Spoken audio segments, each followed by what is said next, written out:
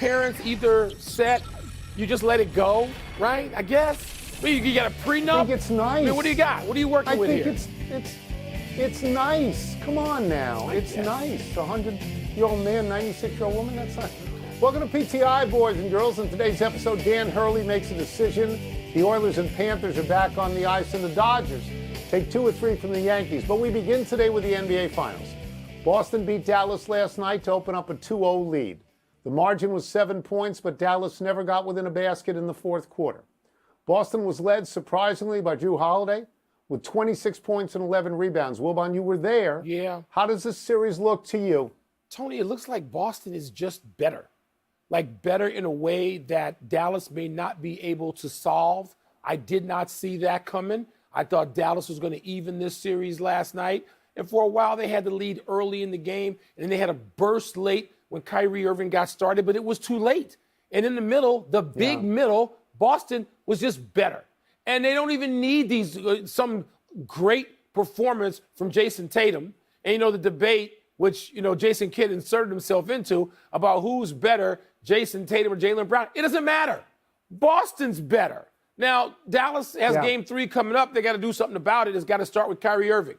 Because I mean, Luka Doncic was barely able to walk during the warm-ups. He's holding various body parts. Goodness knows, I mean, those of us presume there was a shot at some point to kill the pain. And he was out there dragging himself around and being great in the first half. But, Tony, they got to get more. They got to get more, and it starts with Kyrie Irving in Game 3, a must-win for Dallas. But Boston just looks like the better team. Yeah, so it's good that you mentioned Kyrie Irving because the storyline throughout the entire playoffs was the resurrection of Kyrie Irving. Yep. And now here's Kyrie Irving shooting against Boston, 13 for 37 from the field, 0 for 8 from 3. That stinks. Yep. It stinks. It's just not good enough. I mean, it's really not. Look, I'm going to sit here today. I'm going to tell you what I told you when I sat here last week, that I would pick Boston in the series and I would do it without hesitation, right? I mean, Boston in the playoffs right now, I believe, is 14-2. They've won 9 in a row. They're undefeated on the road, 6-0. The 2 games that they lost, and the one game where there was a big scare, Game 1 against Indiana, then they won the next 3 in each case, and they closed out the series. I respect Dallas as a good team. I believe in the old adage that the playoffs don't really start till the home team loses a game. And I think Dallas can win 1, maybe 2. I can't see them winning 4 at this point, Mike. The star of the first game for Boston was Porzingis. The star of the second game was Holiday. These are gift games. They haven't had to rely on Tatum and Brown. If you can go up 2-0 in the NBA Finals and not climb the backs of your stars, that's amazing. So, yes, at the moment, they look, like Tony, I thought they looked. They look better. The team that is in the Finals, if you go up 2-0, those teams are 31-5. So it's not to say it's impossible, but that's pretty overwhelming. And Jason Kidd, he's got to figure out something that can help free up Kyrie Irving, particularly for starters in Game 3. Dan Hurley has made up his mind. Hurley today passed on the Lakers head coaching gig and will stay at UConn as the Huskies go for their 3rd straight title. Los Angeles reportedly offered $70 million over 6 seasons. He has been coaching at UConn for $32 million over 6. Wilbon, what does Hurley's decision say to you? Well, Tony, it says he wants to stay at UConn because that's what he's doing. He can go for a three-peat, that rare thing that you don't see in men's college basketball. And good for him. It'll make the college basketball season exciting. It gives you something to, as they say, hang your hat on when we get to, midnight madness and maybe even March madness, that Hurley and UConn are going to be viable again. Good for him. But, Tony, I wonder what it says, because he has said publicly he wants to try it at the NBA level, to coach at the NBA level. He ain't getting a better offer than this. Don't tell me that accepting the gig at the Bulls whenever they make a change, or the Hornets, or the Pelicans. Don't tell me that those are better jobs than the Lakers at that amount of money. So we can hear from Hurley again. Somebody's going to go after him again. They'll figure if he's tempted now, he'll be tempted down the line. But what this really says something about college basketball ought to be happy because it's in chaos right now. And having Hurley and UConn to headline, to be on the top of the marquee, that's a big deal. Yeah, I'm glad he turned the job down. I don't think, as you know, we've spoken about this. I don't think he has the temperament for the NBA right now. I mean, I really don't. He's a screamer. You know, he's running up and down the sidelines screaming all the time. Yeah. To me, he's like that high school coach and teacher that everybody wanted to have in high school. But the modern NBA players, they're not going to respond to that. They're not going to. They don't want to be coached. No. They want to be pampered. They want to be indulged. So I don't think that's a really good fit. And I'll take issue with something else that you said. You know, and by the way, I will just add this. He's probably a great teacher in practice at UConn, but the NBA don't even have practice. They got too many games in too many weeks. They don't really practice a lot. So people have to understand that difference. I mean, my sense of Dan Hurley is that this is a good thing for him to avoid the NBA at the moment. If he wants, and maybe he's an East Coast guy, Mike. Maybe he's an East Coast guy. Maybe he wants an I-95 NBA job somewhere down the line. But I wanted to say this. The issue that I take with you, I don't think the Lakers is a good job, Mike. Let's go through the coaches. I didn't say it was a good job. Jackson. There's no issue with me. I didn't say it was a good job. Darvin Ham, 2 years. Frank Vogel, 3 years, and he won a championship. Luke Walton, 3 years. Byron Scott, 2 years. Mike D'Antoni, 1+. Mike Brown, 1+. It's you just take it for the money, Mike. The job doesn't last. It's not a good job. It's the best position he's going to be offered in the short term in the NBA. Best position. You want to compare the Lakers' job as quick as you may be fired?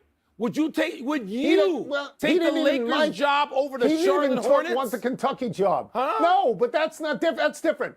The Lakers isn't as good a job as you think, and he didn't even talk to Kentucky. He didn't even talk to them.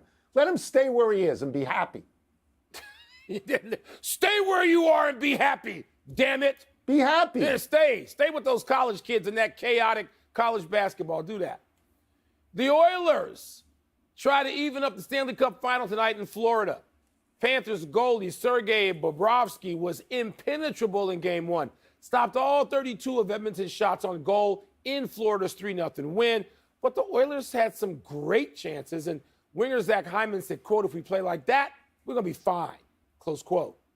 So how should the Oilers feel going into tonight's Game 2? Mike, I don't think they have to win this game. I honestly don't. They have to figure out Bobrovsky at some point. Obviously, he pitched a shutout.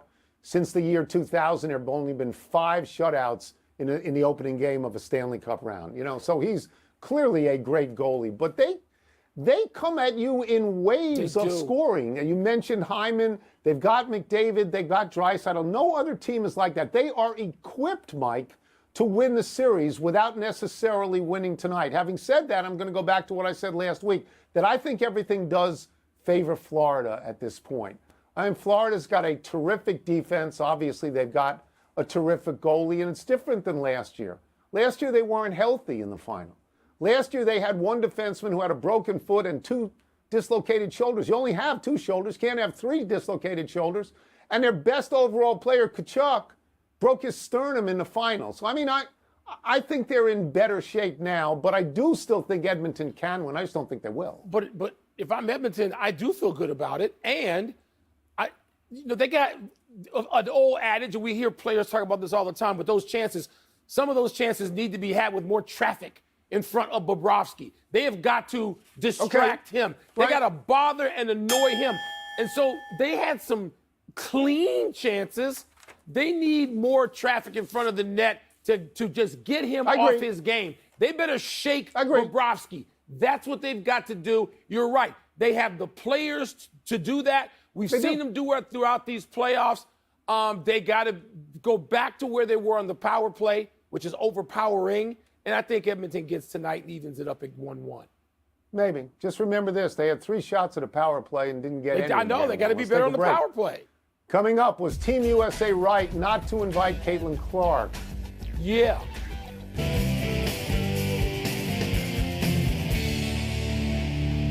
Time to read the chaff from the riffraff. I like that line. Let me see what's first here. Go to the glasses. Here we go. Any issue with Caitlin Clark not being named to the Olympic team? Not only do I not have an issue, let's get something straight. She doesn't belong on the Olympic team. She hasn't deserved to be on the Olympic team. She's not as good as 20 American women who can be on that team, probably 25. And I'm tired of people, including my dear friends Christine Brennan and Stephen A. Smith, saying, well, she can grow the game. The point is not to grow the game. The point is to win the games. We play to win the games. The Olympic team is about who deserves to be there. She does not deserve to be there. She's handled it beautifully. She can go in the future. She will earn the right to go to the Olympics probably in 4 years. Now, she's not close to deserving. Okay, I have a completely different opinion, and my opinion is a marketing opinion because, as you know, I believe the Olympics is a television show, and I believe that Caitlin Clark is the greatest attraction of any female athlete in the world, if not any sports person in the world. If I was NBC, I'd be livid that she wasn't on the team because she's going to guarantee me great ratings. Do I think she deserves it? No. I'm agreeing with you in that, but I think we're going to win anyway. I don't think her being on the team is going to stop us from winning. And you know what I would do, Mike? I would make her the college player on the team in the way that Christian Laettner was on the original Dream Team. Yeah, That's awesome. what I would do because I think it's marketing. I honestly believe it's a marketing issue. If you take that approach, that's defensible. I take the opposite. This is about competition. Okay. This is the Olympics. Okay. Gold medal, not marketing. I know. I think they'll win anyway. Does Scottie Scheffler's win at the Memorial make him the clear favorite for this week's U.S. Open? Favorite, I guess so, because that's about odds in Vegas. And we know, Tony, it's really tough. He's won 5 times already, my goodness, including the Masters. Yeah. But, it's so hard to win back-to-back weeks going into the major. And you have played Pinehurst, and all I heard from you was how difficult, how awful impossible it was. And so even for Scheffler, even for somebody as great as Scheffler, Tony, when you hear about Pinehurst every time in 2014, I remember all the complaints about it. I don't know if he's the favorite. I can't wait to see how he performs. I don't know if he's a favorite. He's a favorite because he's won 5 tournaments already this year. He's the best. Last guy who won 5 out of his first 8 was Tiger Woods. He's the first guy in 60 years to win 5 tournaments before the end of June.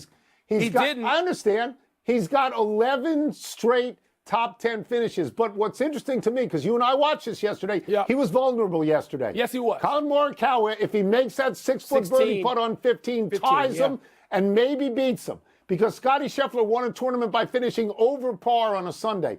I think he's certainly the first name that you have to talk about. Sure. And Pinehurst is a fabulous-looking course. I think it'll be great fun. You know what I found out today? This is the first time he's ever won a tournament as late as June. And by the way, the tournaments he's won this year, the Players, the Masters, the Arnold Palmer, the Nicklaus, Hilton Head, these are great tournaments. They're great. He's the best in the world, but I'll take the field. Yes. I'll take the field starting Thursday at Pinehurst.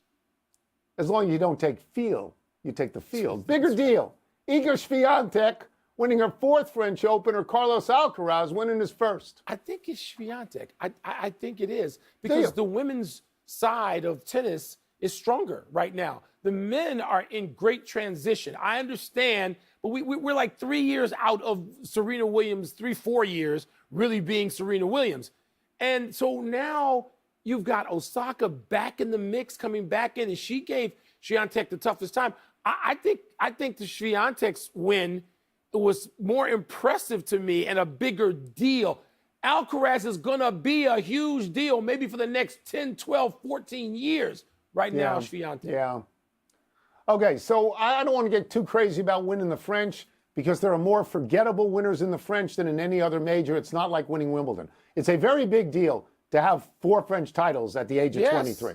The leader of all time is Chris Evert. She had 7. Steffi Graf had 6.